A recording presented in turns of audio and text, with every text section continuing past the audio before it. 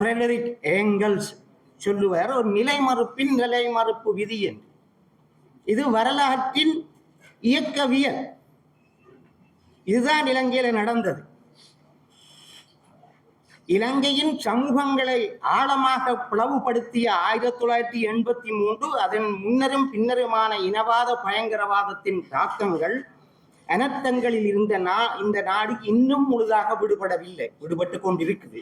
இந்த நாட்டின் சமூக பரம்பரை உறவுகளை அடியோடு புரட்டி போட்ட ஒரு நிகழ்வு.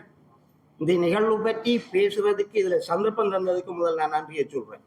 1977-81 இனவாத பயங்கரவாதங்களின் தொடர்ச்சியாக உச்சம் பெற்ற நிகழ்வு 1983 இந்த நாட்டில் சிங்கள தமிழ் பேசும் சமூகங்களிடையே நல்லிணக்கத்தையும் சமாதானத்தையும் ஐக்கியத்தையும் சகோதரத்துவத்தையும் இழிநிலைக்கு கொண்டு வந்த நிகழ்வு. சமூக பொருளாதார வாழ்வை எழுச்சியை 30 ஆண்டுகளுக்கு மேலாக முடக்கி போடுவதற்கும் பேரழிவுக்கும் உள்ளாக்குவதற்குமான அபகீர்த்தியான ஆரம்பம். இந்நூல் இந்த 1983 இனவாத பயங்கரவாதத்தின் பின்னணியிலான கொடூரமான அவமானகரமான சதிகளை அம்பலப்படுத்தி நிற்கிறது. அதன் நீள அகலங்களை விலாவாரியாக வெளிக்கொணர்ந்து இருக்கிறது. 1981 யாழ் நூலகத்திடல் இந்த அதைவிட தோழர் சுனந்த தேசப்பிரியா இந்த உயிர்த்த ஞாயிறு தாக்குதல் சொன்னா இப்ப இந்த புத்தகம் இந்த ஒரு வருஷத்துக்குள்ள இதுகள் வருது. இப்ப நடந்த மாற்றங்களோட இதை நாம கருத்துக்களுக்கு போகணும். இந்நூல் அம்பலப்படுத்துகிறது வரலாற்றில் கரைபடிந்த இந்த அத்தியாயத்தின் ஊடாக இலங்கை அரசு யந்திரம் ஒரு சிதைவியக்கமாக மாற்றப்பட்ட பெருங்கதையை இந்நூல் பிரதிபலிக்கிறது. எவல்யூஷன் இல்லை, டிஸ்ட்ரக்ஷன். 1977 தொடக்கம் 1983 வரையிலான சர்வநாச வேலைகளை இந்நூல் அம்பலப்படுத்தி இருக்கிறது.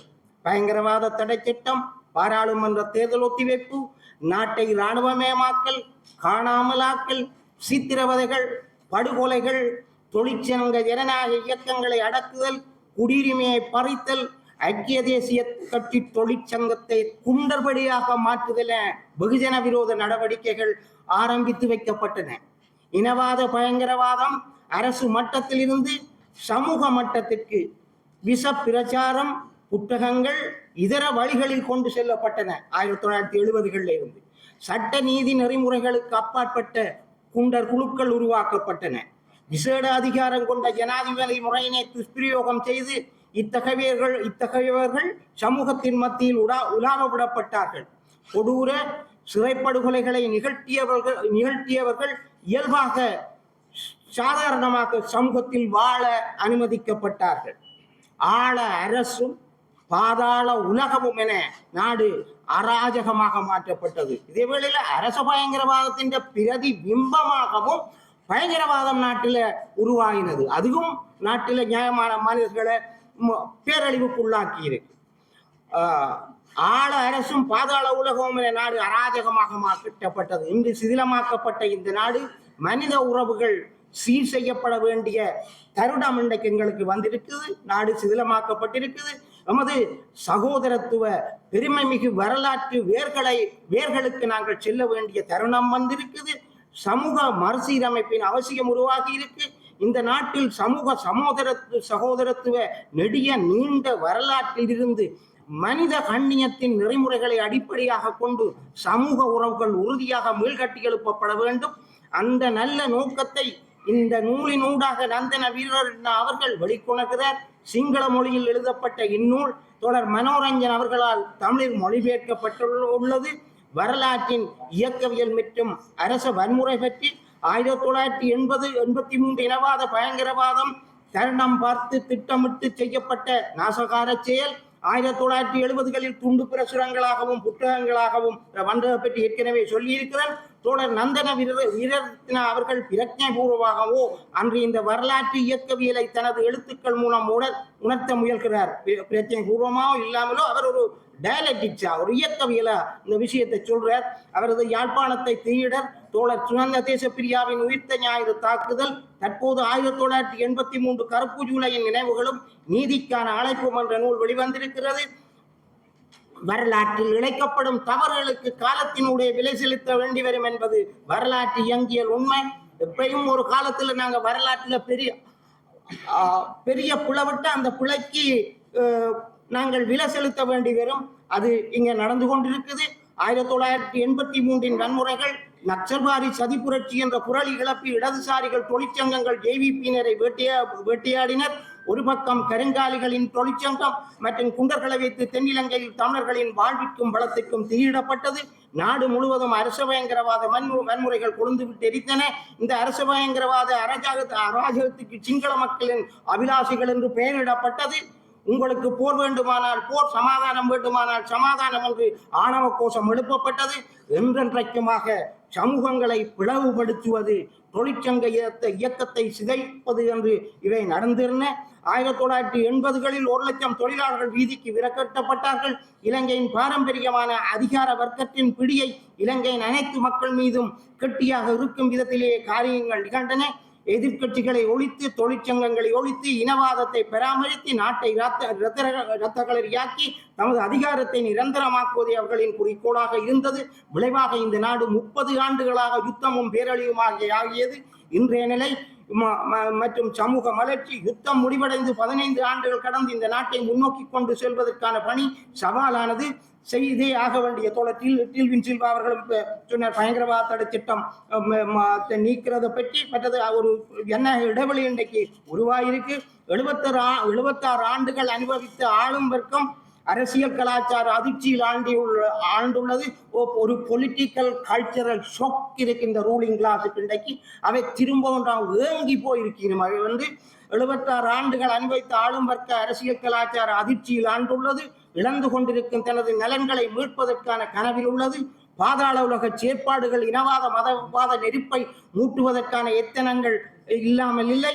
மனித முகம் கொண்ட அரசாங்கம் உருவாகி இருக்கிறது. ஹியூமன் பேஸ், மனித முகம் கொண்ட ஹியூமன் பேஸ் கொண்ட ஒரு கவர்மெண்ட் இந்த நாட்டில் உருவாகி இருக்கு. முழு அரசியந்திரத்தையும் சமூக மைய அமைப்பாக மாற்ற வேண்டிய தேவை இருக்கிறது. அந்த பணி ஆரம்பித்து விட்டது என்று நாங்கள் கருதுகிறோம். தோழர் நந்தன வீரட்னாவின் நூல் பிரச்சனைகளின் வேர்களை ஆராய்கிறது.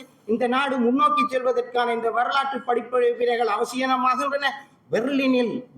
ஜெர்மன் பேர்லினில் 2ஆம் உலக மகா யுத்தத்தில் கொடூரங்கள் நிரந்தரமாக காட்சிப்படுத்தப்படுகின்றன.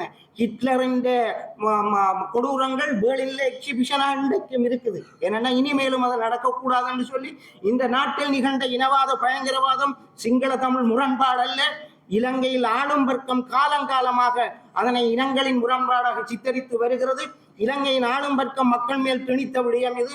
வெவ்வேறு மற்றும் ஒரே காலகட்டங்களில் இலங்கையின் தொழிலாளி வர்க்கம், விவசாயிகள், மீனவர்கள், சிங்கள தமிழ் இளைஞர்கள், பெண்கள் இந்த ஆளும் வர்க்க அகங்கார அரசியலுக்கு எதிராக எதிர்வினையாற்றி வந்திருக்கிறார்கள்.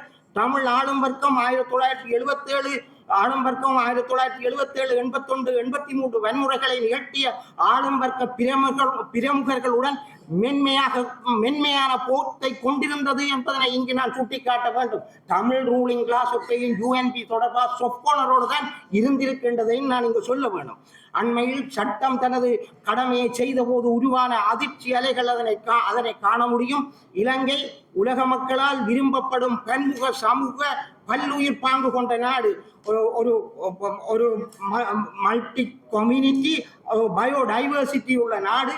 விருந்தோம்பும் பண்பும் மகிழ்ச்சியும் சகோதரத்துவமும் தூய்மையும் நிரம்பிய நாடாக இந்த நாட்டை நாம் கட்டியெழுப்ப முடியும். அதற்கு வரலாற்றில் கரைபடைந்த 2 அத்தியாயங்கள் பற்றிய விழிப்புணர்வு நமக்கு வேண்டும். 2 சக்திகள் திரும்பவும் அதிகாரத்துக்கு வராமல் இருப்பதற்கு இந்த நாட்டின் தமிழ், சிங்கள, முஸ்லீம் மக்களின் மலையக மக்களின் சமூக பொருளாதார வாழ்வை நாசமாக்கியதன் விளைவே, பேதங்களை விதைத்ததன் விளைவே இன்று நாம் எதிர்நோக்கும் சமூக பொருளாதார சவால்கள். இவற்றை புரிந்து கொண்டு நாம் முன் செல்ல வேண்டும்.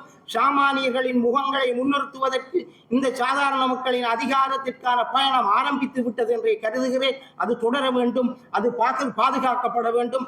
அது அரசு யந்திரத்தின், அதன் நிர்வாக கட்டுமானத்தில், சமூக பாதுகாப்பு துறைகளில் மனித முகம் முன்னிறுத்தப்பட வேண்டும். பண்பாட்டு மறுமலர்ச்சி தேவைப்படுகிறது. கலை, இலக்கியம், எழுத்து, சினிமா, கல்வி என எல்லா துறைகளிலும் மறுமலர்ச்சிக்கான கதவுகள் திறக்கப்பட வேண்டும். இந்த நாட்டு மக்களின் பண்பாட்டு வேர்களில் இருந்து சமூக மாற்றத்திற்கான நவீன அனுபவங்களில் இருந்து அது விழ வேண்டும். நூலகத்தில் இருந்து நாட்டை தீயிட்டது வரை, ஆளரசியலின் சிதைவியக்கம் வரை தோழர் நந்தன வீரரத்னாவின் நூல்கள் பேசுகின்றன. இந்த நாட்டின் சமூகங்கள் சங்கமமாவதற்கான படிக்கட்டுகளாக அவை அமையும். நன்றி, வணக்கம்.